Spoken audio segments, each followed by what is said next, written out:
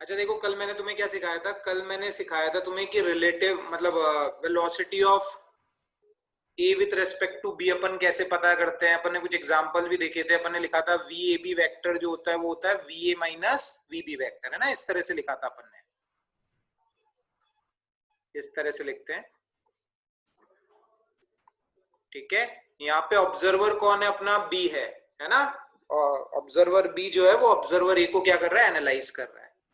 और देखो, मैंने तुम्हें एक इस तरह से डायग्राम बनवाया था, ऐसे, है ना, कि ये अपनी ट्रेन थी ऐसे, है ना। कुछ चीजें और मैं डिस्कस करने वाला हूँ इसलिए बना रहा हूँ, देखो।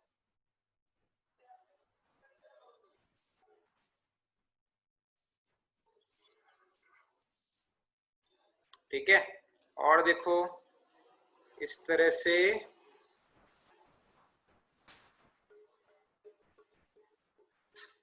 अपने पर्सन्स बैठे हुए थे ये, है ना। ऐसे ले रखा था शायद मैंने 1 मीटर पर सेकेंड। ठीक है,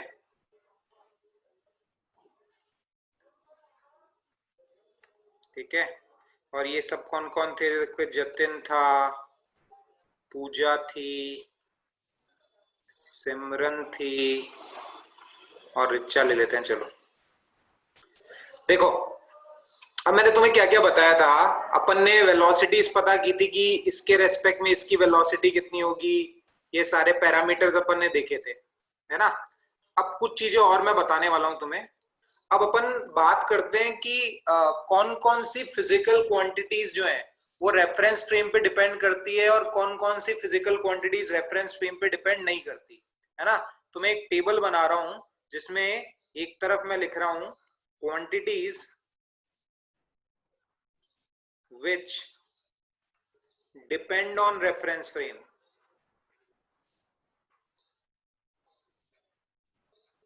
quantities which depend on reference frame, है ना। इस तरफ मैं लिख रहा हूं quantities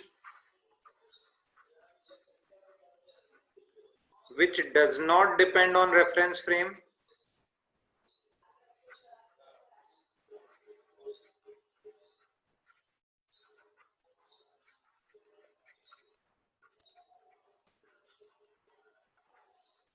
ठीक है। ऐसे टेबल बना रहा हूं मैं। आप समझना बात को अच्छे से। देखो, सबसे पहले मैं तुमसे पूछता हूं डिस्प्लेसमेंट। अपन ये डिस्कस कर रहे हैं कि कौन कौन सी क्वांटिटीज रेफरेंस फ्रेम पे डिपेंड करती है, कौन कौन सी क्वांटिटीज रेफरेंस फ्रेम पे डिपेंड नहीं करती। मान लो आ, ये ट्रेन कितना चली, ये ट्रेन कितना चली। जतिन देखेगा तो इससे ट्रेन मूव करती हुई दिखेगी, और अगर पूजा देखेगी तो उसे लगेगा कि मैं तो क्या हूं? रेस्ट पे हूं। जो ऑब्जर्व कर रहा होता है वो क्या होता है? रेस्ट पे होता है। अगर ये पूजा ट्रेन को देखेगी तो इससे तो ट्रेन कैसे दिखेगी? रेस्ट पे दिखेगी, है ना। ये तो ट्रेन के अंदर है ना। मतलब बिल्कुल वैसी बात है कि जैसे अर्थ जो है वो क्या हो रही है? अपनी एक्सिस पे रोटेट कर रही है, लेकिन हमें थोड़ी पता लग रहा है कि अर्थ अपनी एक्सिस पे रोटेट कर रही है। वैसे पूजा ट्रेन के अंदर है, तो पूजा क्या कहेगी? ट्रेन तो क्या है? रेस्ट पे है। जो ऑब्जर्व करता है वो क्या होता है? रेस्ट पे होता है। तो जतिन को 5 सेकंड में ट्रेन का डिस्प्लेसमेंट कुछ अलग दिखेगा, और पूजा को 5 सेकंड में ट्रेन का डिस्प्लेसमेंट अलग दिखेगा। मतलब पूजा को तो ट्रेन रेस्ट पे दिखेगी। तो डिस्प्लेसमेंट ऐसी क्वांटिटी है जो किस पे डिपेंड करती है? रेफरेंस फ्रेम पे डिपेंड करती है। डिस्प्लेसमेंट किस पे डिपेंड करता है? रेफरेंस फ्रेम पे डिपेंड करता है। अलग अलग ऑब्जर्वर के लिए डिस्प्लेसमेंट अलग अलग होता है। जैसे इस रिचा को अगर पूजा देखेगी तो पूजा को रिचा का डिस्प्लेसमेंट अलग दिखाई देगा, और अगर जतिन पूजा को देखेगा तो जतिन को पूजा का डिस्प्लेसमेंट अलग दिखाई देगा, है ना। क्योंकि डिस्प्लेसमेंट किस पे डिपेंड करता है? रेफरेंस फ्रेम पे डिपेंड करता है ना। वैसे अपनी वेलोसिटी जो है वो भी किस पे डिपेंड करती है? रेफरेंस फ्रेम पे डिपेंड करती है। अपन ने निकाला था, है ना, कि जतिन के रेस्पेक्ट में रिचा की वेलोसिटी क्या होगी, पूजा के रेस्पेक्ट में रिचा की वेलोसिटी क्या होगी, तो वो अलग अलग होती है। तो वेलोसिटी भी ऐसी क्वांटिटी है जो किस पे डिपेंड करती है? रेफरेंस फ्रेम पे डिपेंड करती है। वैसे स्पीड स्पीड भी अपनी किस पे डिपेंड करती है? रेफरेंस फ्रेम पे डिपेंड करती है ना। वैसे काइनेटिक एनर्जी लिखते हैं अपन 12 mv²। तो अगर स्पीड और वेलोसिटी डिपेंड करेगी रेफरेंस फ्रेम पे, तो ये ऑब्वियस बात है काइनेटिक एनर्जी भी अपनी किस पे डिपेंड करेगी, रेफरेंस फ्रेम पे, है ना। वैसे ही एक्सेलरेशन, एक्सेलरेशन भी किस पे डिपेंड करता है, रेफरेंस फ्रेम पे डिपेंड करता है ना। ठीक है, मतलब एक्सेलरेशन, मान लो इसका 1 मीटर पर सेकेंड स्क्वायर एक्सेलरेशन है और ट्रेन का भी कुछ एक्सेलरेशन है, तो पूजा को ऋचा का एक्सेलरेशन कुछ अलग दिखाई देगा, जतिन को ऋचा का एक्सेलरेशन कुछ अलग दिखाई देगा, क्योंकि एक्सेलरेशन भी ऐसी क्वांटिटी है जो किस पे डिपेंड करती है, रेफरेंस फ्रेम पे डिपेंड करती है ना। वैसे ही तुमने सुना होगा वर्क डन, वर्क डन अपन लिखते हैं फोर्स इनटू डिस्प्लेसमेंट। डिस्प्लेसमेंट किस पे डिपेंड करता है, रेफरेंस फ्रेम पे डिपेंड करता है। तो जो अपना वर्क डन है वो भी किस पे डिपेंड करता है, रेफरेंस फ्रेम पे डिपेंड करता है। Work done depend on the reference frame. अब अपन बात करते हैं कौन कौन सी क्वांटिटीज रेफरेंस फ्रेम पे डिपेंड नहीं करती। जैसे मान लो मैं इस रिचा पर 10 न्यूटन का फोर्स लगा दूं, मान लो रिचा पे मैंने 10 न्यूटन का फोर्स लगाया, तो अगर पूजा देखेगी तो उसे भी रिचा पे 10 न्यूटन का फोर्स लगता हुआ दिखेगा, और जतिन देखेगा उसे भी रिचा पे 10 न्यूटन का फोर्स लगता हुआ फील होगा, और सिमरन को भी रिचा पे 10 न्यूटन का फोर्स लगता हुआ फील होगा। तो इंडिविजुअल फोर्स की जो वैल्यू है वो रेफरेंस फ्रेम पे डिपेंड नहीं करती, है ना। Individual force does not depend on reference frame. ठीक है, इंडिविजुअल फोर्स जो है वो रेफरेंस फ्रेम पे डिपेंड नहीं करता। Individual force does not depend on reference frame. दूसरा, जैसे मान लो दूसरा होता है सेपरेशन बिटवीन टू पार्टिकल्स। देखो एक बात समझो, मान लो पूजा और सिमरन के बीच का जो सेपरेशन है वो मान लो कितना है, 10 मीटर है। पूजा और सिमरन के बीच का सेपरेशन मान लो 10 मीटर है। अब अगर रिचा देखेगी तो उसे भी पूजा और सिमरन के बीच का सेपरेशन 10 मीटर दिखाई देगा। सिमरन देखेगी तो उसे भी यही लगेगा कि पूजा उससे कितनी दूरी पर है, 10 मीटर की दूरी पर है। और अगर जतिन देखेगा तो जतिन को भी पूजा और सिमरन के बीच की दूरी कितनी दिखाई देगी, 10 मीटर दिखाई देगी। तो सेपरेशन बिटवीन टू पार्टिकल्स जो है वो भी फ्रेम पे डिपेंड नहीं करता। सेपरेशन बिटवीन टू पार्टिकल्स, दो पार्टिकल्स के बीच की जो दूरी होती है वो भी फ्रेम पे डिपेंड नहीं करती। देखो डिस्टेंस अलग बात है, डिस्प्लेसमेंट अलग बात है, सेपरेशन बिटवीन टू पार्टिकल्स अलग बात है ना।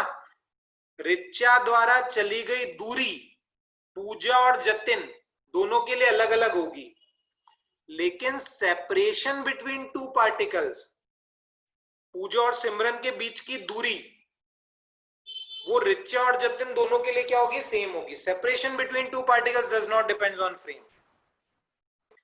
तीसरी बात, तीसरी क्वांटिटी जो रेफरेंस फ्रेम पे डिपेंड नहीं करती वो होता है टाइम।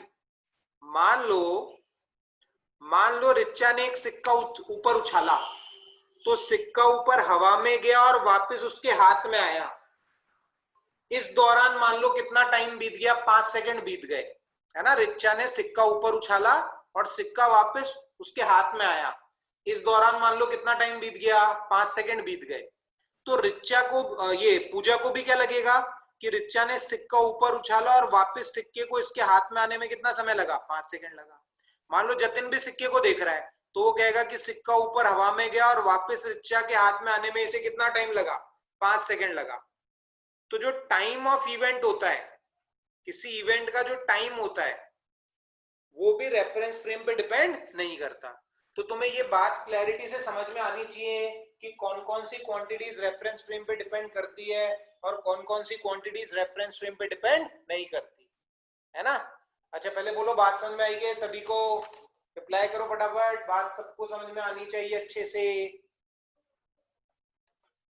है ना, बिल्कुल क्लैरिटी से समझ में आना चाहिए सबको। चलो देखो और बात करते हैं फिर आगे अपन।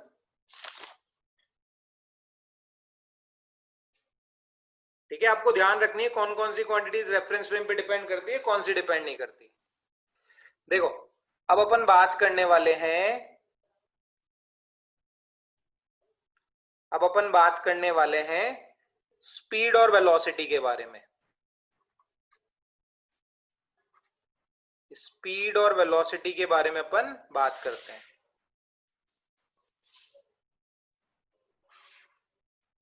ठीक है, स्पीड और वेलोसिटी के बारे में बात करते हैं कि स्पीड क्या होती है और वेलोसिटी क्या होती है। समझना बात को अच्छे से। जैसे देखो, जैसे मान लो मैंने यहां से अपनी जर्नी स्टार्ट की पॉइंट ए से, है ना,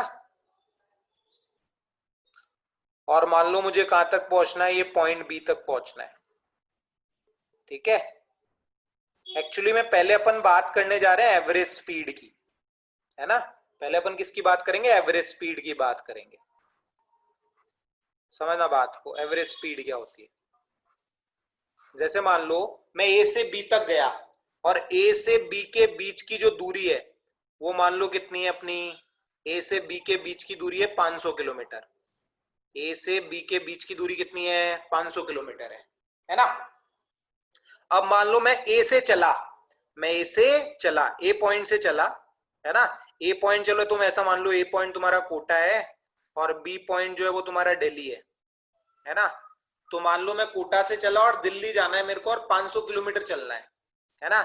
मैं गाड़ी से चलना स्टार्ट हुआ, तो देखो कोटा से दिल्ली जाते समय कभी हो सकता है कभी गाड़ी की स्पीड 80 किलोमीटर पर आवर हो, कभी गाड़ी की स्पीड 60 किलोमीटर पर आवर हो, कभी गाड़ी की स्पीड 100 किलोमीटर पर आवर हो।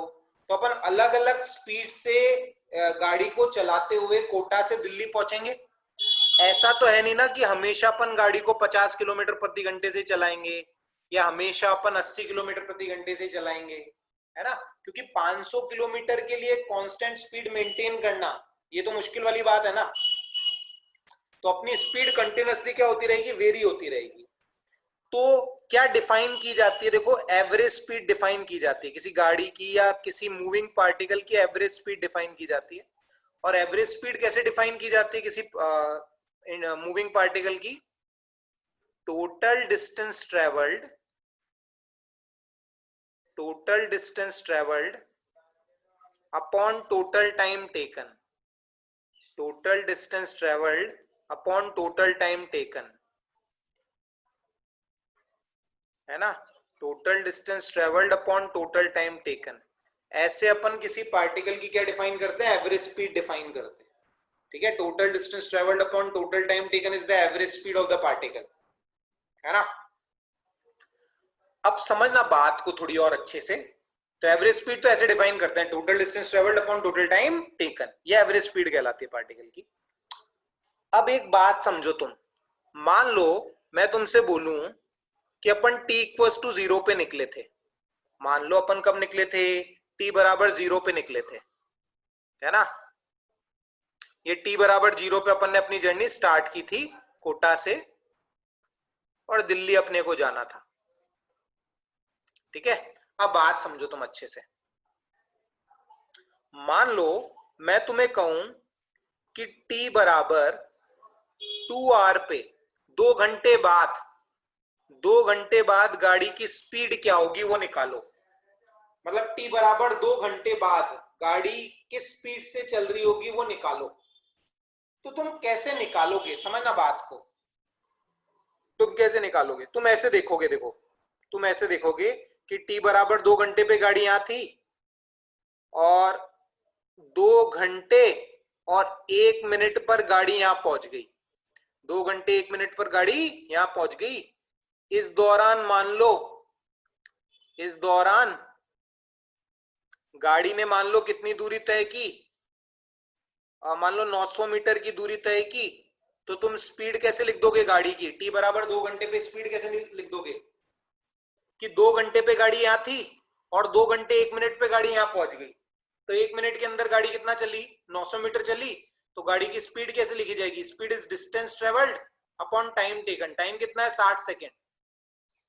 तो गाड़ी की स्पीड कितनी होगी, 15 मीटर प्रति सेकेंड, 15 मीटर प्रति सेकेंड, है ना।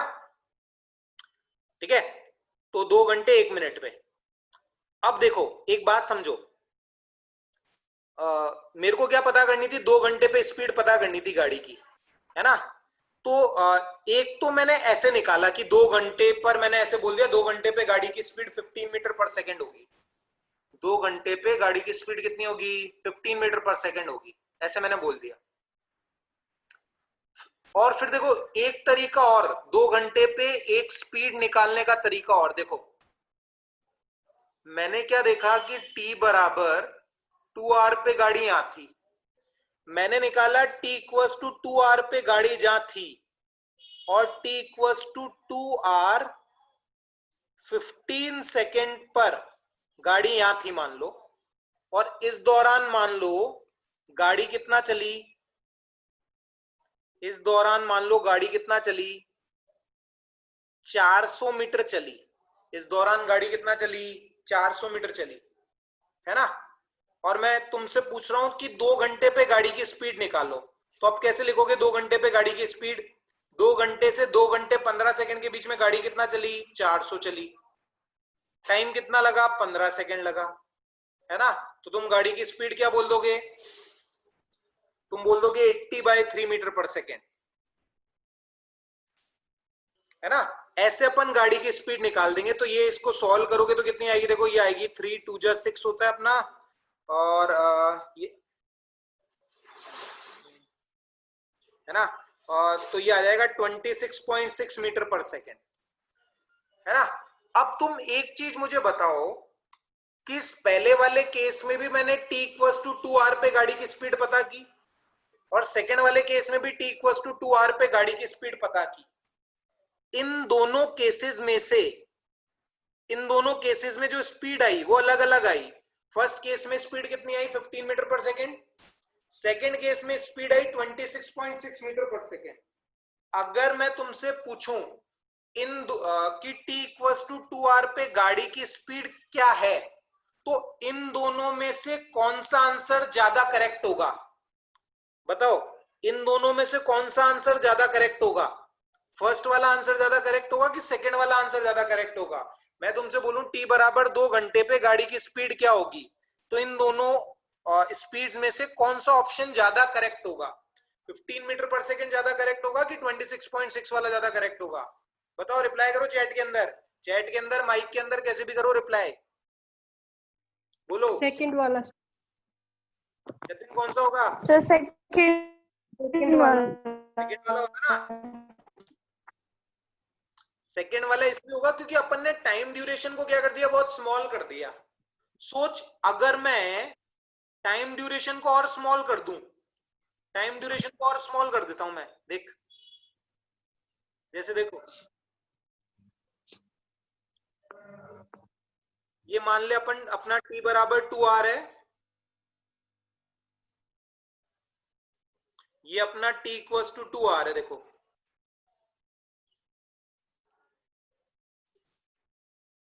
है ना। और मैं टाइम ड्यूरेशन को और स्मॉल कर दूं, t equals to 2r 5 seconds, है ना। टाइम ड्यूरेशन को और स्मॉल कर दिया, और मान ले इस दौरान अपनी जो कार है वो मान ले कितना चली? 100 मीटर चली। तो तुम स्पीड कैसे निकालोगे? स्पीड निकालोगे तुम 100 डिस्टेंस ट्रेवल्ड और टाइम टेकन इज 5 सेकेंड, तो v इज 20 मीटर पर सेकेंड। ठीक है, ये क्या आ जाएगी? v इज 20 मीटर पर सेकेंड, है ना। तो अब इन तीनों आंसर में से जो सबसे करीब आंसर होगा वो कौन सा होगा? 20 मीटर पर सेकेंड। सबसे जो करेक्ट आंसर होगा वो कौन सा आंसर होगा? अपना थर्ड वाला आंसर होगा। मतलब बेसिकली तुम ये बात समझो, एवरेज स्पीड जब अपन निकालते हैं तो एवरेज स्पीड तो अपन एक ड्यूरेशन के लिए निकालते हैं। एवरेज स्पीड तो अपन किसके लिए निकालते हैं? एक ड्यूरेशन के लिए। मैं तुम्हें बोलूं t इक्वल्स टू 0 से t इक्वल्स टू 5r के बीच में गाड़ी की एवरेज स्पीड क्या होगी, तो वो एक ड्यूरेशन के लिए पता की जाती है। एक होती है अपनी इंस्टेंटेनियस स्पीड, है ना। जो स्पीड मैं तुमसे पूछ रहा था, या जो वेलोसिटी मैं तुमसे पूछ रहा था कि t इक्वल्स टू 2r पे गाड़ी की स्पीड क्या होगी, या t इक्वल्स टू 2r पे गाड़ी की वेलोसिटी क्या होगी, तो वो कौन सी वेलोसिटी की बात कर रहे थे अपन? इंस्टेंटेनियस वेलोसिटी की बात कर रहे थे, या इंस्टेंटेनियस स्पीड की बात कर रहे थे। तो तुम एक बात ये समझो कि अगर अपन ड्यूरेशन को बहुत स्मॉल कर दें, अगर अपन ड्यूरेशन को क्या कर दें? बहुत स्मॉल कर दें, जैसे ये 5 सेकेंड है, 5 सेकेंड से भी मान लो बहुत छोटा सा ड्यूरेशन ले लूं मैं, 0.001 सेकेंड का ड्यूरेशन ले लूं, तो अगर अपन ड्यूरेशन को बहुत स्मॉल कर देते हैं तो अपनी जो एवरेज स्पीड होती है वो किसमें चेंज हो जाती है, इंस्टेंटेनियस स्पीड में चेंज हो जाती है। अगर तुम देखोगे तो मैंने फॉर्मूला किसका लगाया, देखो एवरेज स्पीड वाला ही तो फॉर्मूला लगाया, total distance travelled upon total time taken, total distance travelled total time, total distance upon total time. मैं तुम्हें ये कह रहा हूं जब ड्यूरेशन अपना बहुत स्मॉल हो जाता है तो अपनी एवरेज स्पीड ही कौन सी स्पीड बन जाती है, इंस्टेंटेनियस स्पीड बन जाती है। अपनी एवरेज वेलोसिटी कौन सी वेलोसिटी बन जाती है, इंस्टेंटेनियस वेलोसिटी बन जाती है। तो देखो इंस्टेंटेनियस स्पीड को कैसे लिखा जाता है, इंस्टेंटेनियस स्पीड को देखो, इंस्टेंटेनियस स्पीड को ऐसे लिखा जाता है, देखो एवरेज स्पीड को तो अपन ऐसे लिख देते हैं, एवरेज स्पीड को total distance travelled, total distance travel को डेल्टा एक्स से लिख देते हैं, total distance travelled is delta x upon total time taken is delta T, है ना, ऐसे अपन एवरेज स्पीड को लिख देते हैं। इंस्टेंटेनियस स्पीड को देखो कैसे लिखते हैं अपन, ऐसे लिखते हैं, देखो limit delta T tends to zero, है ना, मतलब अपन ने टाइम ड्यूरेशन को बहुत स्मॉल कर दिया, टाइम ड्यूरेशन को अपन ने क्या कर दिया, बहुत स्मॉल कर दिया। तो टाइम ड्यूरेशन को बहुत स्मॉल कर देते हैं तो इंस्टेंटेनियस स्पीड ऐसे लिखी जाती है, देखो dx by dt, dx by dt is the instantaneous speed, dx by dt अपनी क्या है, किसमें चेंज हो जाती है, इंस्टेंटेनियस स्पीड, है ना, इंस्टेंटेनियस स्पीड ऐसे लिखी जाती है dx by dt, है ना। तो तुम एक बात ये समझो कि एवरेज स्पीड से इंस्टेंटेनियस स्पीड अपन कैसे पता करते हैं, अगर अपन टाइम ड्यूरेशन को बहुत स्मॉल कर दें, अगर अपन टाइम ड्यूरेशन को बहुत स्मॉल कर दें तो एवरेज स्पीड किसमें चेंज हो जाएगी, इंस्टेंटेनियस स्पीड में, है ना, ठीक है। तो एवरेज स्पीड से कौन सी स्पीड आती है अपनी, इंस्टेंटेनियस स्पीड आती है, एवरेज स्पीड से कौन सी स्पीड आती है, इंस्टेंटेनियस स्पीड, अगर टाइम ड्यूरेशन को बहुत स्मॉल कर दें।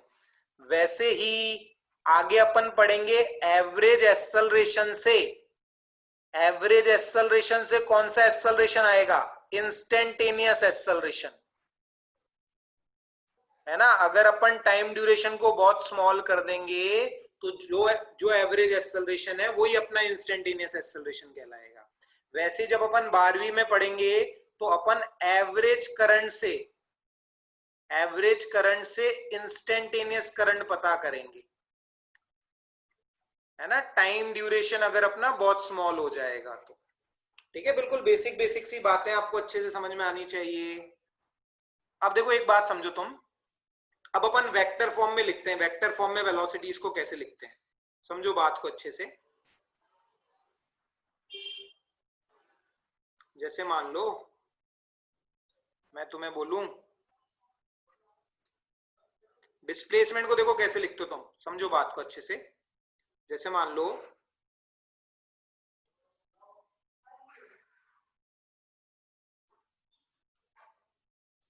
इनिशियली पार्टिकल ए पे था, फाइनली पार्टिकल बी पे पहुंच गया, ये अपना कौन सा वेक्टर कहलाता है, R1 vector, initial position vector. ये अपना कहलाता है फाइनल पोजीशन वेक्टर, ये इनिशियल पोजीशन थी पार्टिकल की, ए इज इनिशियल पोजीशन, और बी जो है वो कौन सी पोजीशन है, फाइनल पोजीशन, ठीक है। अब देखो डिस्प्लेसमेंट वेक्टर क्या होता है, डिस्प्लेसमेंट वेक्टर ये होता है इनिशियल पोजीशन से फाइनल पोजीशन को मिलाने वाला जो वेक्टर होता है, इनिशियल पोजीशन से फाइनल पोजीशन को मिलाने वाला जो वेक्टर होता है, ये कौन सा वेक्टर कहलाता है, displacement vector. D vector is the displacement vector, ये डी वेक्टर जो है यही अपना कौन सा वेक्टर कहलाता है, डिस्प्लेसमेंट वेक्टर। और कैसे लिखते हैं अपन डिस्प्लेसमेंट वेक्टर को, देखो ट्राइंगल लॉ लगाओगे तुम तो कैसे लिखोगे, R1 vector plus D vector बराबर R2 वेक्टर। तो डिस्प्लेसमेंट वेक्टर को लिखा जाएगा R2 vector minus R1 vector, displacement vector is R2 vector minus R1 vector, ऐसे लिखेंगे इसको डेल्टा R वेक्टर से, है ना। तो एवरेज वेलोसिटी कैसे लिखते हैं, देखो एवरेज वेलोसिटी कैसे लिखते हैं, समझो बात को। एवरेज वेलोसिटी कैसे लिखते हैं, एवरेज वेलोसिटी लिखते हैं delta R vector upon delta T, ये एवरेज वेलोसिटी होती है अपनी। एवरेज वेलोसिटी को अपन ऐसे लिखते हैं delta R vector upon delta T. और इंस्टेंटेनियस वेलोसिटी देखो कैसे लिखते हैं, इंस्टेंटेनियस वेलोसिटी v ऐसे लिखेंगे, देखो dr/dt, इंस्टेंटेनियस वेलोसिटी को ऐसे लिखते हैं dr/dt, है ना।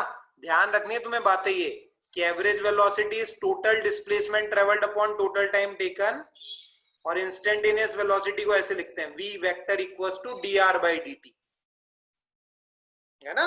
लिखने के तरीके हैं ये, वेक्टर फॉर्म में ऐसे ऐसे लिखा जाता है एवरेज वेलोसिटी को और इंस्टेंटेनियस वेलोसिटी को, है ना। अच्छे से बात समझ में आनी चाहिए तुम्हें। इंस्टेंटेनियस वेलोसिटी, एवरेज वेलोसिटी, है ना। और डिस्प्लेसमेंट वेक्टर ऐसे लिखते हैं कि डी वेक्टर जो होता है वो r2 vector minus r1 vector होता है, final position vector minus initial position vector, ये डिस्प्लेसमेंट वेक्टर होता है ना। याद रखना, direction of displacement vector is from initial to final position, initial to final position, initial से फाइनल पोजीशन की तरफ डिस्प्लेसमेंट वेक्टर की डायरेक्शन होती है। Direction of displacement vector is from initial to final position, initial से final position की तरफ displacement vector की डायरेक्शन होती है ना। बिल्कुल बेसिक बेसिक सी बातें हैं, अच्छे से आपको समझ में आनी चाहिए। देखो और बात करते हैं। अच्छा, ये समझ में आया सबको? एवरेज स्पीड का फंडा समझ में आया सबको? बोलो फटाफट, रिप्लाई कर दो।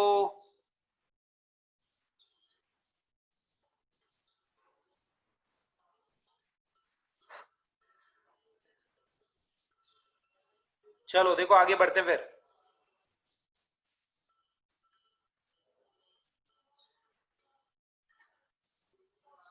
देखो अब कुछ सवालों की बात करते हैं अपन। जैसे मान लो मैं तुमसे एक सवाल पूछूं,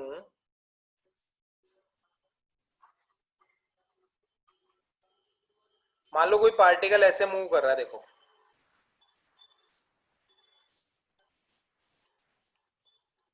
कोई पार्टिकल ऐसे सेमी सर्कल के अलोंग मूव कर रहा है, देखो ऐसे,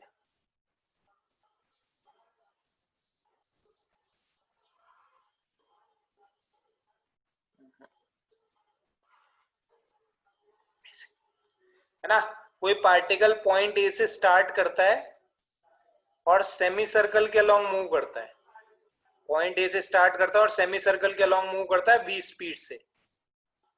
सेमी सर्कल के अलोंग पार्टिकल मूव करता है v स्पीड से, है ना। और ए से कहां जाके पहुंचता है पार्टिकल? बी पे जाके पहुंचता है। ए से कहां पे जाके पहुंचता है पार्टिकल? बी पे जाके पहुंचता है। आपसे सवाल पूछा गया, find average velocity of particle, find average velocity of particle when it travels from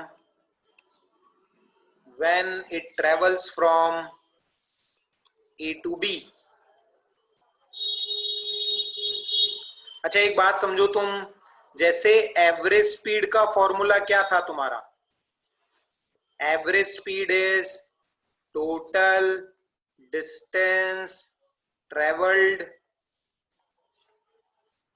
upon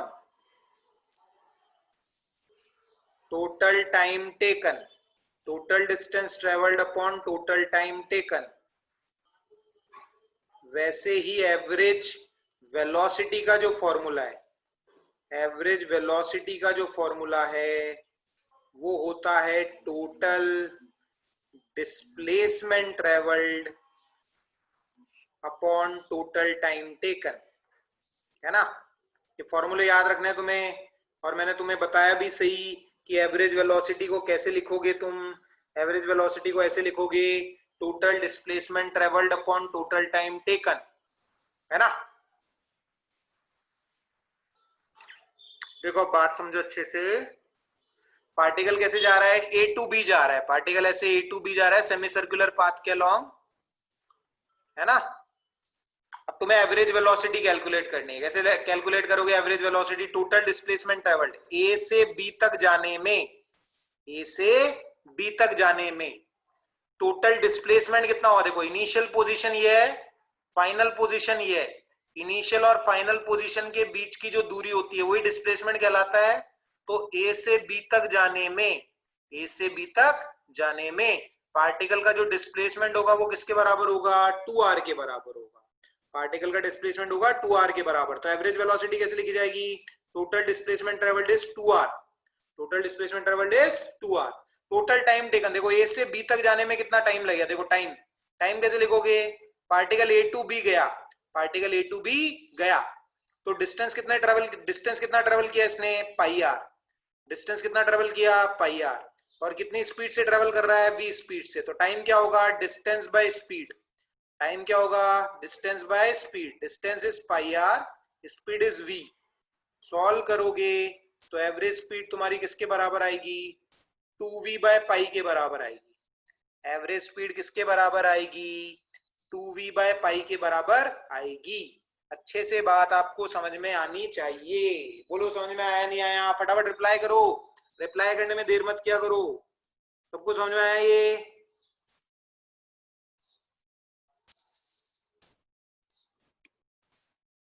चलो बहुत बढ़िया, सबको आया समझ में। अब देखो और सवालों की बात करते हैं।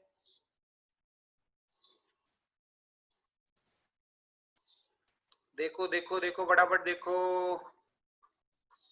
जैसे मान लो तुम्हें क्या कह रहा है, तुम्हें ऐसे कह रहा है कि कोई पार्टिकल ए से बी जा रहा है, कोई पार्टिकल ए से बी जा रहा है और आपसे कह रहा है कि पार्टिकल आधी दूरी, पार्टिकल आधी दूरी, आधी दूरी कितनी है, AC, आधी दूरी तो पार्टिकल कितनी स्पीड से चलता है, v1 स्पीड से चलता है। समझना सवाल को, आधी दूरी तो पार्टिकल कितनी स्पीड से चलता है, v1 स्पीड से चलता है। बाकी आधी दूरी पार्टिकल कितनी स्पीड से चलता है, v2 स्पीड से चलता है। आपसे सवाल पूछा गया, find average speed of particle, find average speed of particle for whole journey, find average speed of particle for whole journey, है ना। ए से बी पार्टिकल गया, आधी दूरी पार्टिकल कितनी स्पीड से चलता है, v1 स्पीड से, बाकी आधी दूरी पार्टिकल कितनी स्पीड से चलता है, v2 स्पीड से। सवाल आपसे पूछा गया, find average speed of particle for whole journey, पूरी जर्नी के दौरान पार्टिकल की एवरेज स्पीड क्या होगी, है ना। तो देखो कैसे कैलकुलेट करेंगे, अपन कंसिडर कर लेते हैं कि मान लेते हैं कि ए और बी के बीच की जो दूरी थी, ए और बी के बीच की जो दूरी थी वो किसके बराबर थी, डी के बराबर थी। तो ए और सी के बीच की दूरी कितनी होगी, d/2 होगी। बी और सी के बीच की दूरी कितनी होगी, d/2 होगी। तो एवरेज स्पीड का फॉर्मूला क्या होगा, एवरेज स्पीड का फॉर्मूला होगा total distance travelled upon total time taken, total distance travelled upon total time taken. अब बताओ टोटल डिस्टेंस कितना हुआ, बोलो ए टू बी गया पार्टिकल, तो डिस्टेंस कितना चला, डी चला, डिस्टेंस कितना चला, डी चला। अब टोटल टाइम टेकन निकालना, देखो ए से सी तक जाने में कितना टाइम लगेगा, देखो ए से सी तक जाने में कितना टाइम लगेगा, ए से सी पार्टिकल गया तो कितना चला, ये d/2 चला, और कितनी स्पीड से चला, v1 स्पीड से। तो ए से सी तक जाने में कितना टाइम लगा, d/2 बाय v1। ए से सी तक जाने में टाइम लगा d/2 bye v1, distance by speed, और सी से बी तक जाने में कितना टाइम लगा, देखो सी से बी गया तो कितना डिस्टेंस चला, d/2 चला, कितनी स्पीड से चला, v2 स्पीड से चला, तो d/2 by v2, distance by speed. Solve कर लो, d d d कैंसिल, है ना। अब आप सॉल्व करोगे तो ये आएगा आपके पास में क्या आ जाएगा, देखो अगर सॉल्व करोगे आप, ये आएगा आपके पास 2v1 v2 upon v1 plus v2। Solve सभी कर सकते हैं इसको, v1 v2 ऊपर आ जाएगा v2 प्लस v1, ऐसे सॉल्व सभी कर सकते हैं। एवरेज स्पीड का फॉर्मूला ये बन जाएगा 2v1 v2 upon v1 plus v2। इस तरह से सॉल्व करके निकाला जा सकता है। बिल्कुल सिंपल सा सवाल। बोलो सबको समझ में आया क्या? ये कहीं दिक्कत हो तो पूछ लो। सिमरन, पूजा, जतिन, चलो बहुत बढ़िया। और सवाल करते हैं। देखो और छोटे छोटे से सवाल मैं तुम्हें करवाता हूं। देखो जैसे मान लो कभी कभी ऐसे बिल्कुल बच्चों जैसे सवाल पूछ लेते हैं, कैसे बोल देते हैं, पोजीशन दे देंगे पार्टिकल की, position of particle varies with time T as, varies with time T as, x equals to T cube, x equals to T cube. आपसे सवाल बोला find velocity at t equals to 2 second. t equals to 2 second पे particle की velocity कितनी होगी?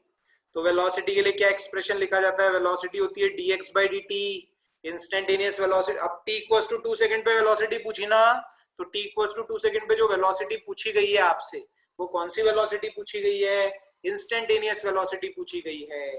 तो t equals to 2 second पे velocity कैसे निकालोगे? देखो डिफरेंशिएट कर दो इसको, कितना आ जाएगा? 3t स्क्वायर आ जाएगा। अब t इक्वल्स टू 2 सेकेंड पे वेलोसिटी कैसे निकालोगे? देखो 3 और t की जगह 2 लिख दोगे तो 2 का स्क्वायर कितना आ जाएगा? 12 मीटर पर सेकेंड। तो वेलोसिटी कितनी आ जाएगी? 12 मीटर पर सेकेंड आ जाएगी, है ना। इस तरह से आप वेलोसिटी कैलकुलेट कर सकते हो, है ना। बिल्कुल बेसिक सी बात, अच्छे से आपको समझ में आनी चाहिए। ठीक है, ठीक है, ऐसे आप कैलकुलेट कर लेते हो। कभी कभी देखो क्या होता है कि इंस्टेंटेनियस वेलोसिटी को ऐसे भी लिख देते हैं। देखो इंस्टेंटेनियस वेलोसिटी ऐसे भी लिख दी जाती है। देखो v वेक्टर बराबर dr by dt, rate of change of position vector. ये क्या है? Rate of change of position vector. ऐसे भी इंस्टेंटेनियस वेलोसिटी को लिखा जा सकता है, ऐसे भी इंस्टेंटेनियस वेलोसिटी को लिखा जाता है। v वेक्टर बराबर dr बाई dt, है ना। अब इनके सवालों की प्रैक्टिस आपको करनी है। 11वीं में प्रदीप बुक आती है, उसमें बहुत सारे सवाल दे रखे हैं, वो भी आप ट्राई कर सकते हो। बाकी अपने मॉड्यूल के भी सवाल ट्राई कर सकते हो, है ना। ये तो 11वीं की जो प्रदीप की बुक है वो उठाना, और उसमें जितने क्वेश्चंस है एवरेज स्पीड और एवरेज वेलोसिटी के सारे सॉल्व कर लेना। बुक होनी चाहिए प्रदीप सबके पास में। बेसिक तुम सभी के वीक है, क्लियर तभी होंगे जब बिल्कुल बेसिक से पढ़ोगे वापस से। टाइम खूब है अपने पास घर पे, अब खूब प्रैक्टिस करो इनकी, तब मजा आएगा करने में सवाल, है ना। चलो मीटिंग एंड कर रहा हूं मैं, बाकी कल पढ़ेंगे फिर अपन।